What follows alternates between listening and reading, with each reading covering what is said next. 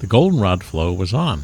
Although it's hard to see how much nectar is coming into the hive, we could watch a lot of them coming in with, well, full pollen sacs. So we were in flow for the fall.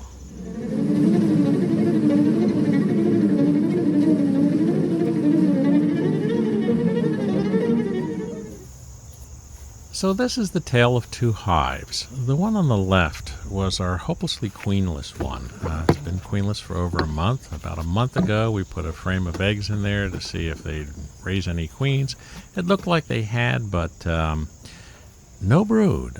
We just went in about 4 days ago and still no brood. So we moved it over, 3 feet per day until we got it up to the other hive. The other hive is our observation hive, which has been growing by leaps and bounds, but it's pretty small still, when you consider the winter ahead. You want to have, a lot more strength in that hive. So it was time to take these two hives and combine their resources. So the first impression is not many bees. In moving the hives, you always get drift, especially in a queenless hive.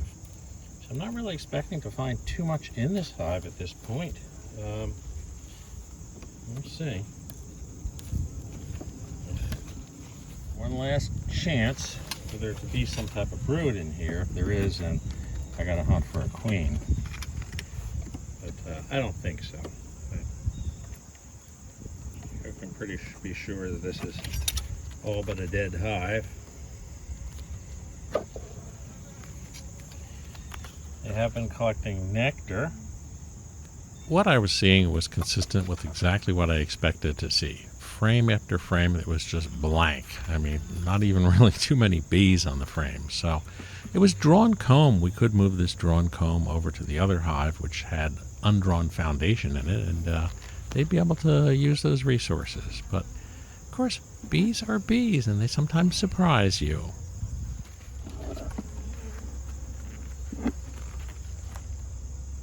Resources they have. Not too sure there's even too much left to combine here other than giving these guys some drawn comb and resources. Indeed, some of the frames were so ugly I was probably just going to trash them, but we needed to get 4 or 5 good frames that we could put over into that hive and replace the foundation.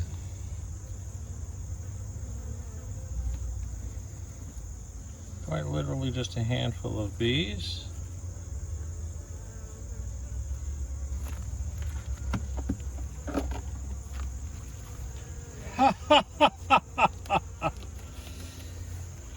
Well, how do you like that?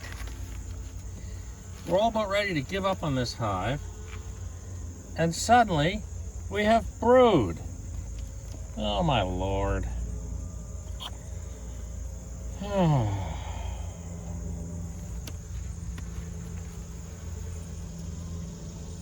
brother. And I see the queen.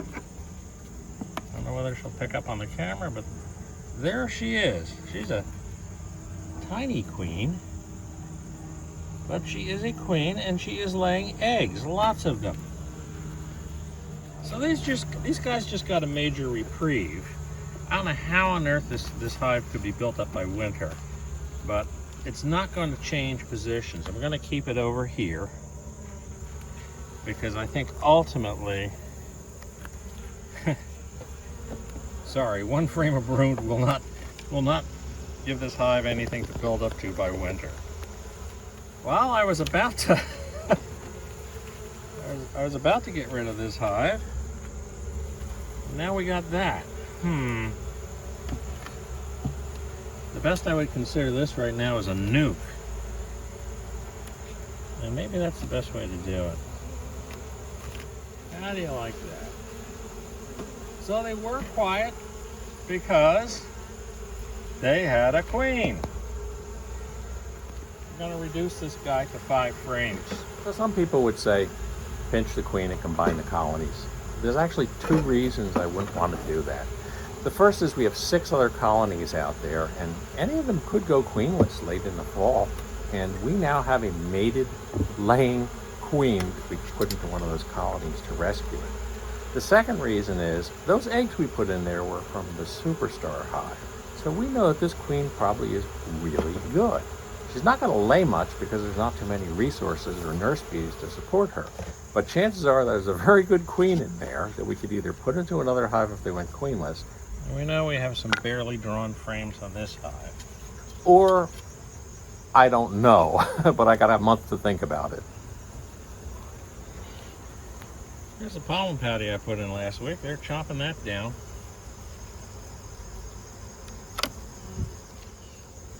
So we'll take this horrible frame out of here.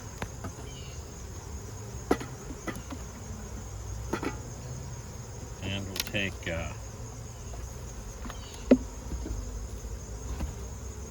undrawn frames out.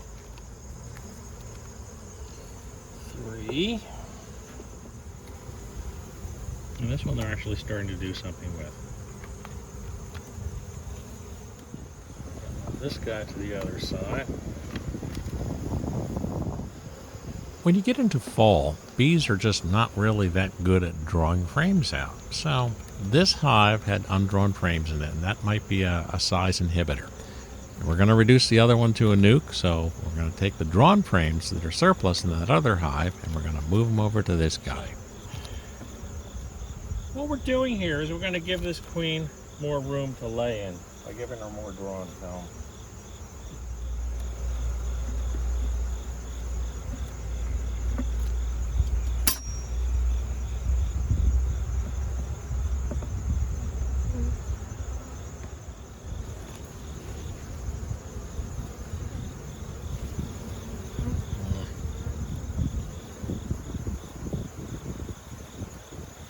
Come on, girls. Don't want to squish anybody.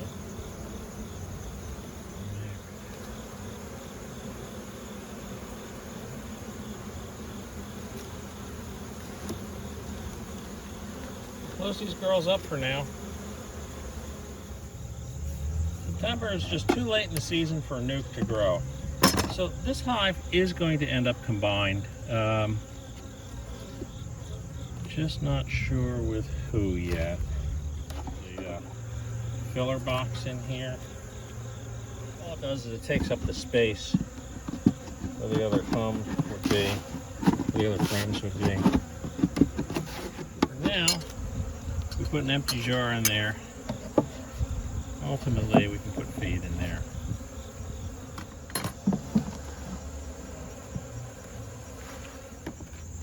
We'll write down these hives. Just look into the screen. And the purpose of this is we have a goldenrod flow going on. And if you see whitening at the top, it might mean that they actually have enough honey that they're running out of room to store it.